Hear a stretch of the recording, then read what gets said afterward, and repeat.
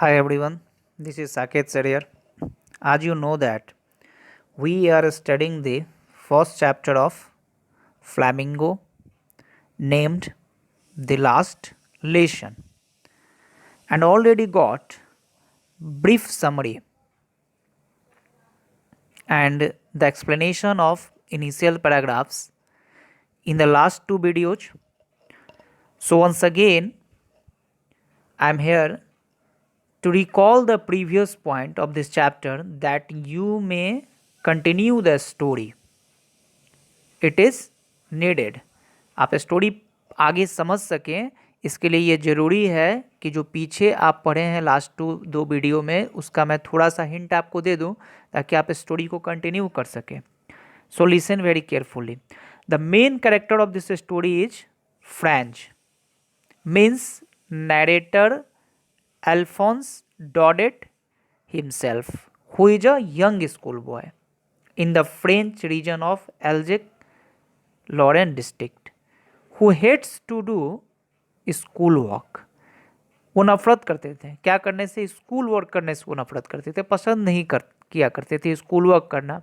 अपने ज़्यादा टाइम को जो स्कूल का टाइम होता था वो गार्डन में जाकर के स्पेंड करते थे, नदियों के किनारे जाकर स्पेंड किया करते थे, जैसा कि हम लोगों ने पहले पढ़ा है इस चैप्टर में। And his French grammar lesson को करने से हेट करते थे। But now he has become very disappointed. You know why?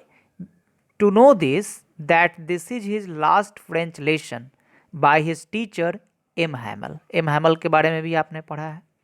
Because there was an order, ये लास्ट लेसन था उनके टीचर के द्वारा, एम हैमल के द्वारा फ्रेंच पर। क्यों? कॉज क्या था इसका? तो कारण ये था कि because there was an order for the French teachers, जो भी फ्रेंच टीचर्स थे उनके लिए एक ऑर्डर आया था टू लीव, जगह छोड़ के जाने के लिए, फ्रांस को छोड़ कर जाने के लिए, फ्रेंच लैंग्वेज को पढ़ाना बंद करने के लिए, क्योंकि कल से वहाँ जर्मन लैंग्वेज में पढ़ाई होने वाली थी। फ्रॉम द प्रशियन रूलर्स, जो प्रशियन रूलर्स थे उनके तरफ से ये ऑर्डर आया था, बर्लिन से ये ऑर्डर आया था। एंड नाउ ही रियलाइज, तब जा कर के जब ये पता चलता है फ्रेंच को, तब उसे अपनी गलती को का रियलाइज होता है कि उसने कितनी बड़ी गलती की अपने नेटिव लैंग्वेज को, अपने कंट्री लैंग्वेज को ना सीख करके, because it was his last French lesson. और तब उसे यह रियलाइज होता है कि आज तो मेरा लास्ट फ्रेंच लेसन है और अब तक मैंने ना इसे अच्छे से लिखना सीखा ना पढ़ना सीखा। तो ये उसके लिए ना कि बहुत ही बड़ी डिसअपॉइंटेड वाली बात होती है। So students, now I am going to teach you the rest of the paragraphs of this chapter. So listen carefully. हम लोग पढ़ चुके थे, मैं बता रहा हूँ आपको एज आई रिमेम्बर्ड, जहाँ तक मुझे याद है। यस, मैंने यहाँ तक पढ़ा दिया था आपको, ये जो दिख रहा है ना, सॉरी, जो मोर दिख रहा है यहाँ तक पढ़ा दिया था। इसके आगे आपको ये लाइन से पढ़ना है। लिसन। और एक चीज़ मैं बता दे रहा हूँ, आप स्टैंडर्ड 12th में आपको लगता होगा, लेकिन ये ज़रूरी है कि अगर आप थोड़ा थोड़ा भी अगर वीडियो देखेंगे, वीडियो सुनेंगे, या 20 से 25 मिनट, अगर 20 to 25 मिनट टाइम अगर आप घर पे निकाल करके अगर इस वीडियो को देख लेते हैं, समझ लेते हैं, तो स्टोरी एक बार सुने रहोगे तो एग्ज़ाम टाइम में क्या होगा कि तुम्हें किसी भी क्वेश्चन का आंसर देने में ना बहुत ज़्यादा इजी रहेगा। तो थोड़ा भी ये नहीं करना है अपने ऊपर कि अच्छा ये तो मैं पढ़ लूँगा, कल पढ़ लूँगा, परसों पढ़ लूँगा। तो ऐसे ही ऑलरेडी जो है कि लॉकडाउन से हम लोग परेशान हैं, हम लोग का जो स्टडी है वो इफ़ेक्ट हुआ है। तो कोशिश यही करनी है कि एज पॉसिबल, जितना पॉसिबल हो रहा है, घर पर अगर वीडियो दिया जा रहा है तो आप उसको मतलब कि सुन लें। 20 मिनट्स का मैं ऑलरेडी आपको वीडियो बना रहा हूँ कि ज़्यादा टाइम आपको नहीं देना है। तो 20 मिनट्स जो है कि किसी तरह टाइम निकाल करके इसको सुनना है कि स्टोरी माइंड में रहेगा। स्टोरी माइंड में रहेगा तो किसी भी तरह का क्वेश्चन इससे रिलेटेड अगर आता है तो आप उसको क्या कर सकते हैं ना कि आंसर कर सकते हैं। And I am trying my best, और मैं अपना बेस्ट ट्राई कर रहा हूँ कि एक एक चीज़ जो है कि मैं आपको समझा दूँ कि किसी भी तरह का क्वेश्चन किसी इस चैप्टर से अगर रिलेटेड आ रहा है तो आप उसको ईजिली कर सकते हैं। So let's start. While I was thinking of all this, यानी आई यहाँ पर जो है नरेटर है। फिर से एक मैं बात बता दे रहा हूँ। तो उन्होंने कहा कि जब मैं ये सभी चीज़ें सोच रहा था, आई हियर्ड माई नेम कॉल्ड, तभी वे क्लासरूम में ये लोग आ चुके थे, आपको जैसे कि पहले बताया गया है ना, लास्ट लेसन चल रहा था। तभी जो एम हैमल है इनके नेम को पुकारे, इन्होंने अपना नाम सुना फ्रेंच ने। It was my turn to recite, अब ये इनकी बारी थी बोलने की। रिसाइट मीन्स होता है पढ़ना, है ना, जिसको हिंदी में थोड़ा सा अगर बहुत ज़्यादा कहा जाए तो वाचना कहते हैं। जैसे अगर कोई पंडित जी होते हैं, अगर कथा वगैरह कहते हैं ना, तो उसको रिसाइट कहते हैं। What would I not had have given to be able to say that dreadful rule for the participle all through very loud and clear। चूंकि इन्हें पार्टिसिपल कहा गया था कि जो ग्रामर का जो चैप्टर है पार्टिसिपल वो पढ़ के आना है, लेकिन इनके अंदर एक डर था कि मुझे तो कुछ भी उसके रूल के पार्टिसिपल के रूल के अबाउट पता नहीं है, वेरी लाउड एंड क्लियर मैं कैसे बोलूँगा, एंड विदाउट वन मिस्टेक, और बिना किसी भी गलती के मैं कैसे उसे बता पाऊंगा। तो इस चीज़ को लेकर के इनके मन में डर था। लेकिन इनका नाम पुकारा गया, अब इनका टर्न था, आगे क्या होता है। But I got mixed up on the first words and stood there, लेकिन मैं किसी भी तरह से पहला वर्ड बोला खड़ा होते हुए। Holding on to my desk, खड़े कैसे होते हैं, अपने डेस्क को, अपने टेबल को पकड़ते हुए खड़े होते हैं। माई हार्ट बीटिंग, इनका हार्ट जो था वो बीट कर रहा था। And not daring to look up, और इनकी हिम्मत नहीं हो रही थी कि ये ऊपर एम हैमल की ओर देखें, क्योंकि पहले से जो फ्रेंच है वो डरे हुए थे। ओके ना। आई हियर्ड एम हैमल से टू मी, तभी मैंने सुना कि एम हैमल ने मुझसे मुझसे कहते हैं, आई वॉन्ट स्कॉल्ड यू, कि मैं तुम्हें डांटने वाला नहीं हूँ, है ना, लिटिल फ्रेंच, छोटे से French, you must feel bad enough, तुम तो जरूर अब क्या कर रहे होगे, अब अच्छा फील नहीं कर रहे होगे। सी हाउ इट इज, देखो कैसा मतलब सिचुएशन, स्थिति आ गई। Every day we have said to ourselves, वाह I have plenty of time, प्रतिदिन हम लोग क्या कहते हैं अपने आप से कि अरे कोई बात नहीं है, हमारे पास तो बहुत ज़्यादा समय है। I will learn it tomorrow, मैं इसे कल कर लूँगा। जो चीज़ मैंने अभी आपको समझाया है, सेम चीज़, कि अगर आप ये सोच रहे हैं कि कल हम पढ़ लेंगे, परसों पढ़ लेंगे, then the day will come that your examination will be start very soon, तो वो दिन जरूर जल्दी आ जाएगा कि जब आपका एग्जाम मतलब कि शुरू हो जाएगा। And then you will have very less time, तो आपके पास बहुत कम समय होगा। तो आप उस समय क्या क्या कर पाओगे, एक दिन में आपको 2 बुक्स पढ़ने हैं, ग्रामर करने हैं, तो एज पॉसिबल जितना टाइम मिल रहा है, अगर चैप्टर ही क्लियर हो रहे हैं लॉकडाउन में तो चैप्टर्स को कम से कम क्लियर कर लो। तो बाकी जब स्कूल खुलता है तो उस समय क्या होगा कि आपको सिर्फ ग्रामर पे फोकस करना रह जाएगा। ओके ना। सो वही चीज़ इसमें बताया जा रहा है कि हम लोग अपने आप को शाबाशी देते हैं कि आई have plenty of time, I will learn it tomorrow, हमारे पास बहुत ज़्यादा समय है, कल हम लोग इसको सीख लेंगे। लेकिन क्या हुआ आज, and how you see where we have come out, और आप देख सकते हो, तुम देख सकते हो कि हम लोग आज कहाँ आ चुके हैं। That's the great trouble with Alsace, Alsace जो टाउन है उसके साथ भी बहुत बड़ा प्रॉब्लम है। She puts off learning till tomorrow, यहाँ के जो लोग हैं वो लोग भी इस भाषा को कल के ऊपर छोड़ दिए थे कि हम लोग कल इसको सीख लेंगे। नाउ दोज फेलोज, अब जो भी वो साथी हैं out there will have the right to say to you how is it you pretend to be French man, अब तुम सिर्फ बहाना करते रह जाओगे। प्रिटेंड का मतलब होता है बहाना करना, यानी सिर्फ अब तुम अपने सिटीजनशिप के क्या करते रहोगे, फ्रेंचमैन के बहाना करते रह जाओगे। And yet you can neither speak nor right your own language, लेकिन दुख की बात यह है कि अभी तक तुम ना अपने लैंग्वेज को ना लिख सकते हो ना बोल सकते हो।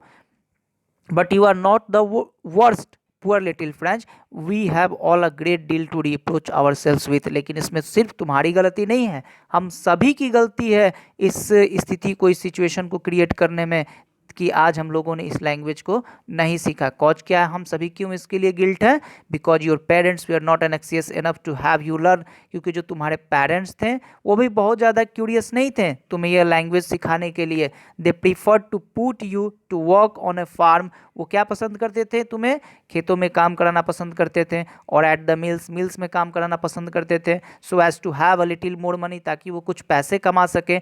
एंड आई, और मैंने क्या किया, I have been to blame also, मेरी भी गलती है, मेरे ऊपर भी ब्लेम है।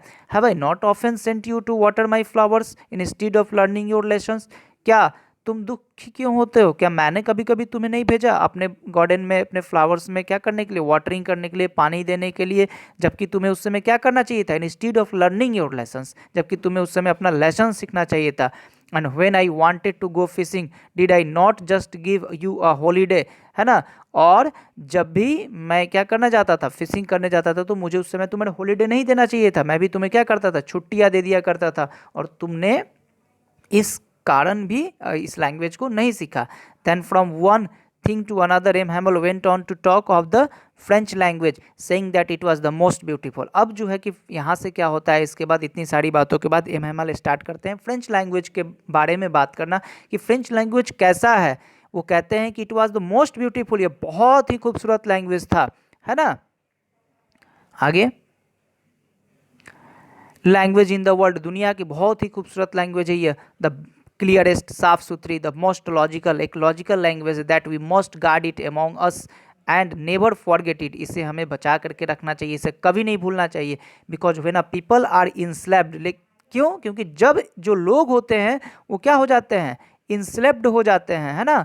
इंस्लेप्ड मीन्स क्या होता है, कि यहाँ वर्ड आया है कि इंस्लेप्ड, इंस्लेप्ड मीन्स होता है गुलाम हो जाना किसी का, है ना। As long as they hold fast to their language, तब उनको सबसे ज़्यादा क्या काम आता है, अपना लैंग्वेज काम आता है।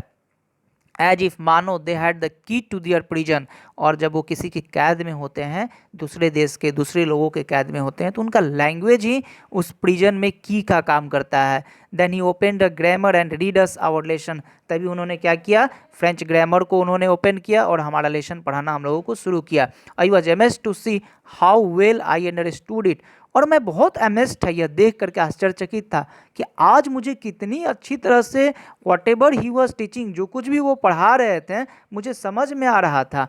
All he said seemed so easy, जो भी वह कह रहे थे बहुत ही आसान लग रहा था, so easy. I think too that I had never listen so carefully, मैंने ये भी सोचा कि मैंने उन्हें इतना केयरफुली, इतना ध्यान से कभी नहीं सुना था। And that he had never explained everything with so much patience, और उन्होंने भी अब कभी इतने धैर्य के साथ कोई भी चीज़ एक्सप्लेन नहीं किया था। यानी जो पहले वो पढ़ाते थे और आज जो उनका लास्ट डे था, उसमें बहुत ज़्यादा डिफरेंस था पढ़ाने में। आज बहुत ही पेशेंस के साथ, है ना, बहुत ही पीसफुली और बहुत ही कॉन्फिडेंटली वो पढ़ा रहे थे, और सबको समझ में भी आ रहा था, बाकी दिनों की तुलना में ज़्यादा समझ में आ रहा था। It seemed almost as if the poor man wanted to give us all he knew before going on, और ऐसा लग रहा था कि वो जो आदमी है, एम हैमल जो है, पुअर मैन का यहाँ मतलब गरीब आदमी नहीं, एम मतलब एक काइंड पर्सन जो है ना, जिनके पास बहुत ज़्यादा नॉलेज है, वो सारा चीज़ आज ही जाने से पहले हम लोगों को दे देना चाहते थे। And to put it all into our heads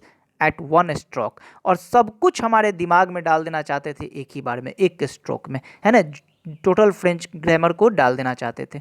तो ये उनके पढ़ाने के तरीके से फ्रेंच, और वहाँ जो लोग मौजूद थे क्लासरूम में, ये फील करते हैं। आफ्टर द ग्रामर, ग्रामर पढ़ाने के बाद we had a lesson in writing, लिखने का काम दिया गया इन लोगों को।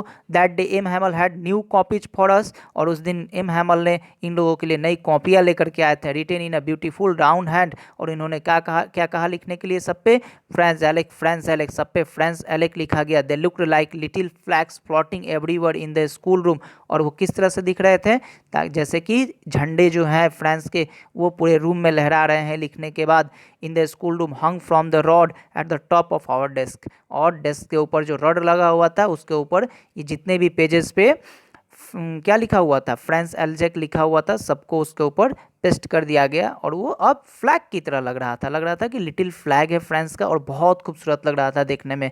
You ought to have seen how everyone set to work, और ये देखना चाहिए सबको कि सारे लोग किस तरह से अपने काम में उस दिन बिजी थे। And how quite it was, और सब कुछ एकदम शांत था, क्लास का जो माहौल था। The only sound was the scratching of the pens over the paper, सिर्फ साउंड आ रहा था किस चीज़ का, जैसे एग्जाम हॉल में आता है साउंड, पेन से पेपर पे लिखने का स्क्रैचिंग का जो साउंड होता है, वो साउंड आ रहा था उस दिन क्लासरूम में। वन सम बिटलेट्स फ्लू इन, कभी एक बार क्या हुआ कि कुछ बिटलेस, बिटलेस मीन्स होता है जो छोटे मोटे कीड़े होते हैं, मक्खियाँ जो होती हैं, वो उड़ करके क्लास के अंदर आ गई। लेकिन but nobody paid any attention to them, लेकिन उसके ऊपर भी किसी ने ध्यान नहीं दिया उस दिन। नॉट इवन द लिटिलेस्ट वन, जो छोटे से छोटे जो बच्चे थे वो भी उसके ऊपर ध्यान नहीं दिए। Who worked right on tracing their fish hooks, जो हमेशा पहले क्या किया करते थे, अपने फिश हुक्स को, यानी मछली मारने का जो पिन होता है उसको ठीक किया करते थे जो पहले क्लास में, आज वो भी क्या कर रहे थे, काम कर रहे थे, लेसन को पढ़ रहे थे।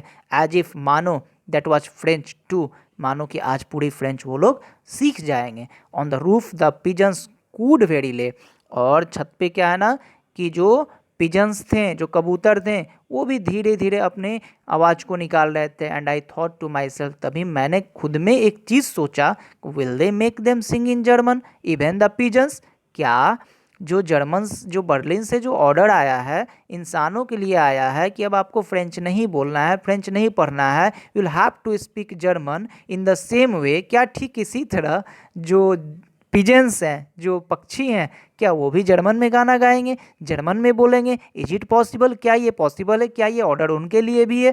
तो थोड़ा सा यहाँ पर फनी थॉट हो जाता है फ्रेंच का, है ना, कि क्या पशु पक्षियों पे भी उनका ऑर्डर काम करेगा। Whenever I looked up from my writing, I saw him Hamel sitting motionless in his chair and gazing first at one thing। और जैसे ही मैंने लिखते हुए ऊपर देखा, क्या देखा कि एम हैमल जो है सिटिंग मोशनलेस यानी चुपचाप शांति से एकदम रेस्ट में वो अपने चेयर पे बैठे हुए हैं। एंड गेजिंग फर्स्ट, गेजिंग का मतलब होता है किसी चीज़ को ध्यान से देखना, स्टेयर यानी घूरना जिसको कहते हैं, एट वन थिंग एक एक चीज़ों को वो देख रहे थे। देन एट अनदर, फिर दूसरे चीज़ों को देख रहे थे। As if he wanted to fix in his mind just how everything looked in that little school room, कि इस स्कूल रूम में सारी चीज़ें किस तरह से दिखा करती हैं, किस तरह से दिखा करती थी, सभी चीज़ों को वो अपने मन में, अपने दिल में, अपने दिमाग में ले करके यहाँ से जाना चाहते थे। इस तरह से वो एक एक चीज़ों को देख रहे थे।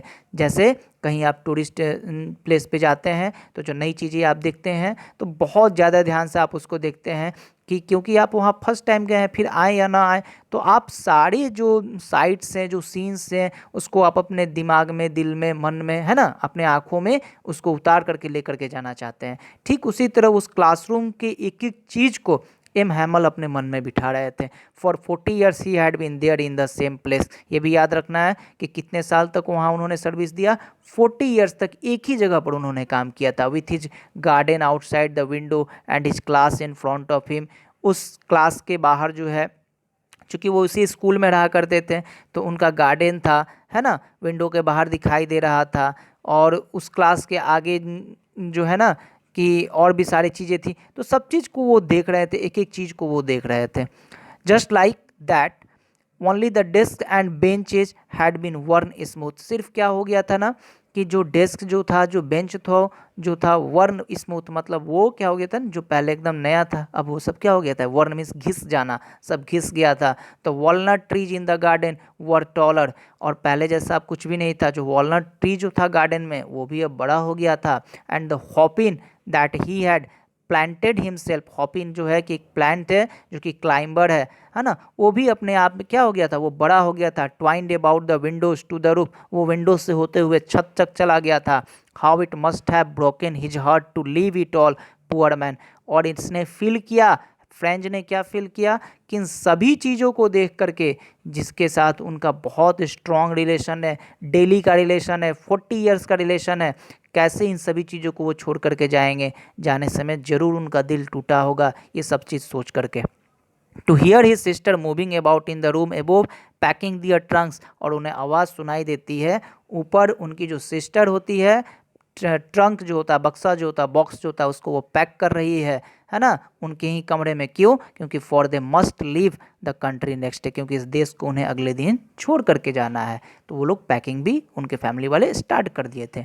But he had the courage to hear every lesson to the very last, लेकिन उनके पास अभी भी एक अच्छी चीज़ थी, हिम्मत थी, कि उन्होंने एक एक लेसन लास्ट तक लोगों से पढ़ना और पढ़ाने की हिम्मत रखी थी। आफ्टर द राइटिंग, लिखने के काम के बाद, we had a lesson in history, तभी उन्होंने हिस्ट्री में कुछ उन लोगों को पढ़ाया। And the babies chanted their ba be bi bu down there at the back of the room old Hauser has put on his spectacles and holding his primer in both hands. तभी क्या करता है, जो ओल्ड हॉसर जो बैठा रहता है वो क्या करता है, put on his spectacles, put on means होता है पहनना, अपने चश्मे को लगाता है। एंड होल्डिंग हिज प्राइमर, और अपनी जो प्राइमर है, प्राइमर जो होता है इपिक होता है, ग्रंथ होता है, जैसे हमारे यहाँ महाभारत होता है, रामायण होता है, उसी तरफ फ्रेंच में है ना, उसने अपने प्राइमर को अपने दोनों हाथों से उठाते हुए spelled the letters with them, उसमें जो कुछ भी लिखा हुआ था उसको पढ़ने की कोशिश की।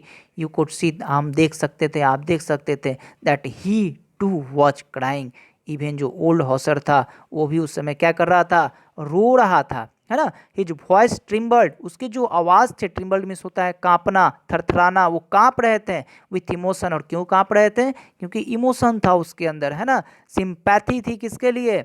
एम हैमल के लिए, and it was so funny to hear him. और जब वो बोल रहा था, थरथरा रहा था, तो ये बहुत ही फनी भी था उसको सुनना। That we all wanted to laugh, सारे लोग उसके बातों पे हंसना चाहते थे, लेकिन ये मोमेंट हंसने वाला नहीं था।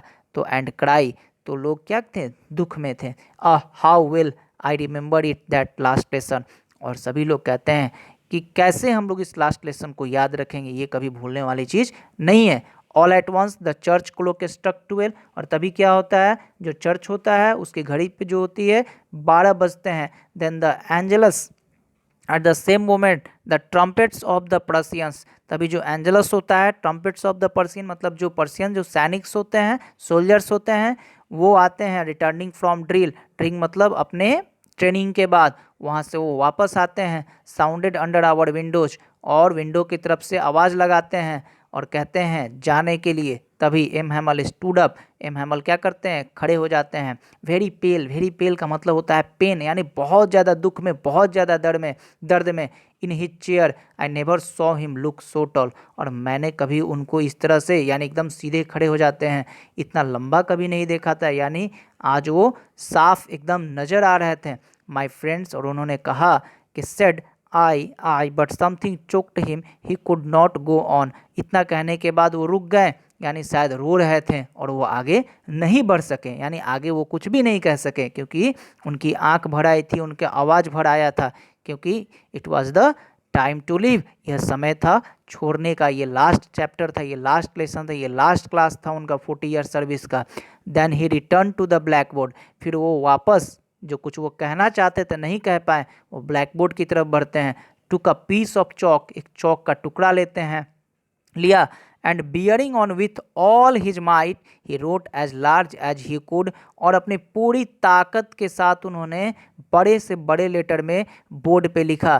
क्या लिखा, वी वाला फ्रांस, तो वी वाला फ्रांस लिखा, इसका मतलब होता है कि आई ऑलवेज लव्ड फ्रांस, जो फ्रांस के जो लोग हैं और जो फ्रांस कंट्री है, ये वहाँ के लिए एक कॉम्प्लीमेंट वर्ड था फ्रांस के लिए, है ना, इसको वो लोग वहाँ पर लिखें, जैसे हम लोग नमस्ते कहते हैं, तो उस तरह से ये कॉम्प्लीमेंट था, एक तरह का ग्रीट था लोगों के लिए। Then he stopped and lean his head against the wall, और उसके बाद वो रुकते हैं, अपने आप को दीवार के सहारे खड़े करते हैं। एंड विदाउट अ वर्ड, और बिना कुछ कहे हुए, he made a gesture to us with his hand, अपने हाथ को जोड़ते हुए अपने पूरे बॉडी को हम सभी के सामने वो झुकाते हैं। एंड क्या कहते हैं, school is dismissed, you may go, school आज का क्या हुआ, मतलब क्लास नहीं, स्कूल इज डिसमिस्ड, स्कूल खत्म हुआ, यानी फ्रेंच जो लैंग्वेज था आज खत्म हुआ, अब कल से यहाँ जर्मन पढ़ाई जाएगी। यू मे गो, अब आप यहाँ से जा सकते हैं। तो this was your the explanation of chapter of the last lesson. अब आप यहाँ देख सकते हैं there are some questions here, तो क्वेश्चन मुझे लगता है कि आप कर लेंगे इस चैप्टर के जो भी क्वेश्चन है, और ज़रूर कीजिएगा। इसको करने से क्या है ना कि आप एक बार किए रहेंगे क्वेश्चन, तो आप प्रैक्टिस में रहेंगे, और प्रैक्टिस में रहेंगे जब आप एक बार लिखे रहेंगे, then it will be very easy at the time of your exam. Exam के समय के लिए बहुत इंपॉर्टेंट होगा, और लिखे रहोगे तो जब एग्ज़ाम आएगा उस समय रिवीजन करने के लिए इजी होगा। हाँ, यहाँ पर थिंक कीवर्ड दिया हुआ है, कुछ क्वेश्चन दिया हुआ है छोटा छोटा, इसको भी कर लेना है ना। ये जो सारे क्वेश्चंस हैं, ये है, इसको भी आप नोट कर लेंगे नाउ। और भी ऊपर क्वेश्चन है, यहाँ भी दिया हुआ है, तो जैसे जैसे जो भी पैराग्राफ पढ़े हैं आप, ये सारे क्वेश्चन को जरूर करेंगे। इससे क्या होगा कि आपको ये पता चलेगा कि आपने जो कुछ भी पढ़ा है ना, whatever you have study you have gained it, आपने इस चीज़ को गेन किया। If you are able to answer this all question, otherwise not. अगर आप आंसर दे सकते हैं, इसमें से आपने गेन किया, अगर नहीं हो पा रहा है इट मीन्स प्रॉब्लम है, फिर से आपको पढ़ना पड़ेगा। तो वर्क जरूर करना है, वर्क नहीं कीजिएगा तो पढ़ने का फिर कोई फ़ायदा नहीं है। चलिए, तो ये चैप्टर आपका आज मैंने कंप्लीट कर दिया। आई होप आप अच्छे से इस चैप्टर को समझ गए होंगे।